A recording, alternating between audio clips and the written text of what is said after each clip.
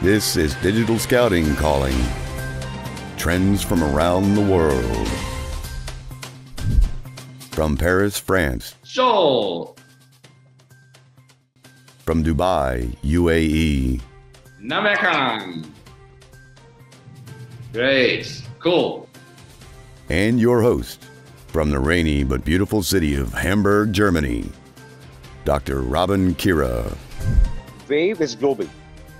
Airbnb, I'm just going to give these small examples. Yeah. Airbnb, Facebook, Kareem, Uber, and multiple other platforms that we have. These are all global platforms.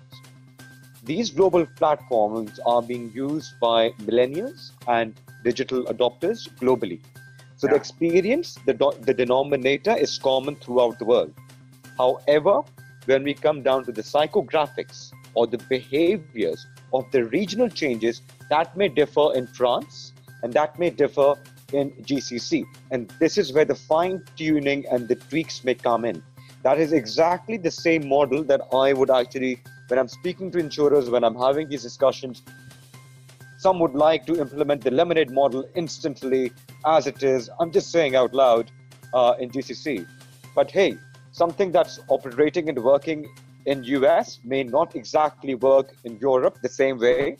It may work with some tweaks, and it may work in some way in the GCC with certain tweaks, because the regulatory landscape may change then at the same time, the psychographics of the user is also going to change. At the same time, the behaviors of the customer is also going to change. So you have to keep all of these things in consideration. So the wave is quite global.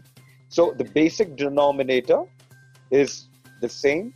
However, the psychographics and the demographics is something that really brings in that element of fine-tuning and tweaking the model according to the region to make it a larger success. Well, we see it in some industries that there needs to be localization, and localization does not mean only translation of text, but also localization to cultural differences between different countries and regions. I think it's a valid point, and I think a lot of people that plan to roll out Western or Eastern apps and business models need to always take into consideration that there are hurdles and things need to be adapted. But maybe what do you want to say, Namir? So another example I'm going to give, Vitality became a success, multiple years back in UK. All of a sudden, you would see multiple insurers implementing that in different regions, be that in our region or be that outside a region as well. But you wouldn't see them succeeding that much. I mean, you would expect such a model to be very highly scalable, but it's not highly scalable. Why? Because you need to understand it may work in that part of the world, but when you come to this part of the world, you need to understand multiple macro factors as well.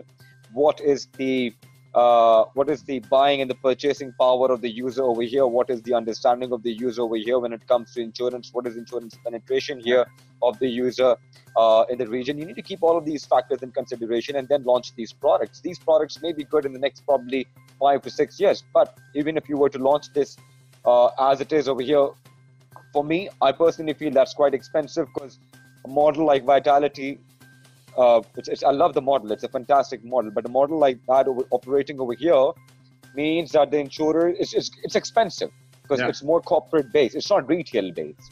Hey guys, it would help us a lot if you could hit the subscribe button down there and to make us also grow here on YouTube. Thank you very much.